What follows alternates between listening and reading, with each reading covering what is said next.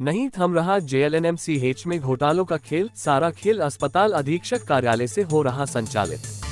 सरकारी खजाने की लूट का नया ओलंपिक, ताज़ा मामला अनलीव में लाखों का खेल, आखिर कब तक होता रहेगा घोटालों का खेल। भागलपुर बिहार का चर्चित जवाहरलाल नेहरू मेडिकल कॉलेज अस्पताल जेएलएनएमसीएच का इन दिनों लगातार विवादों से पीछा नहीं छूट रहा।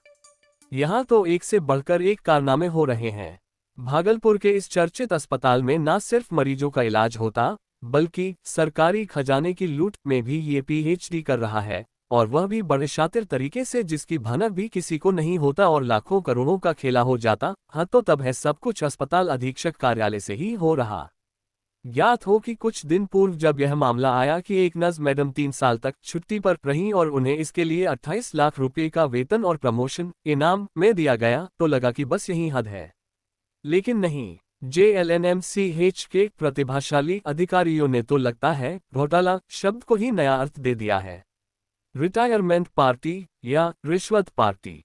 तारांकन। अब नया खुलासा हुआ है कि अस्पताल से रिटायर हुई 4 नर्सों को उपार्जित अवकाश अर्न्ड लीव के नाम पर जमकर दान दिया गया है। एक नर्स को तो 205 दिन की जगह पूरे 300 दिन के उपार्जित अवकाश की राशि दे दी गई, यानी सीधे 95 दिन का एक्स्ट्रा बोनस। और ये आशीर्वाद अगस्त 2023 में ही उनके खाते में भेज दिया गया था। बाकी 2 नर्सों को 3 फरवरी 2024 को 78-78 दिन अधिक और चौथी नर्स को 73 दिन अधिक उपार्जित अवकाश का लाभ दिया गया। इन चारों भाग्यशाली नर्सों को उपार्जित अवकाश के रूप में कुल 8,89,991 रुपये की सेवा दी गई है। एक नर्स को 2.55 लाख, दूसरे को 2.15 लाख, तीसरे को भी 2.15 लाख और चौथी को 2.02 लाख रुपये सीधे उनके बैंक खातों में ट्रांसफर कर दिए गए। ये घोटाला एक बार फिर अस्पताल के अधीक्षक कार्यालय से ही अंजाम दिया गया है, जो इस बात का स्पष्ट संकेत है कि हाथ धुले नहीं बल्कि खजाने में डूबे हुए हैं। पहले नर्स प्रतिमा कुमारी 6 का मामला सामने आया था, जहां उन्हें बिना ड्यूटी के 3 साल 1 माह का करीब 28 लाख रुपये का वेतन दे दिया गया था। इस मामले में जिला अधिकारी ने भी जांच के आदेश दिए हैं। अब ये उपार्जित अवकाश वाला घोटाला ऑडिट में पकड़ा गया है, जिससे साफ है कि बिल बनाने वाले कर्मचारी ही इस खेल के असली मास्टर खिलाड़ी हैं।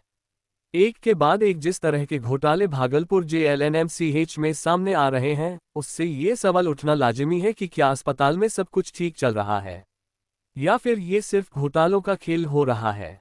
क्या इसी तरह का गबन का खेल अस्पताल के दूसरे विभागों में भी चल रहा होगा?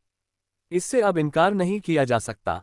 बहरहाल लगता है अब जेएलएनएमसीएच को सिर्फ मरीजों के इलाज के लिए नहीं, बल्कि अपने वित्तीय लेन देन घोटाले के नाम से भी जाना जाएगा। आखिर अस्पताल के सरकारी खजाने का ये खुला खेल कब तक चलता रहेगा? बहरहाल देखना यह है कि इसमें क्या जांच होती है या सिर्फ लीपापोती ही की जाती है। अस्पताल में नए अस्पताल अधीक्षक ने प्रभार ग्रहण किया है। अब देखना यह है इस मामले को वे किस तरह लेते हैं, साथ ही जिला प्रशासन इस पर क्या कार्रवाई करती है।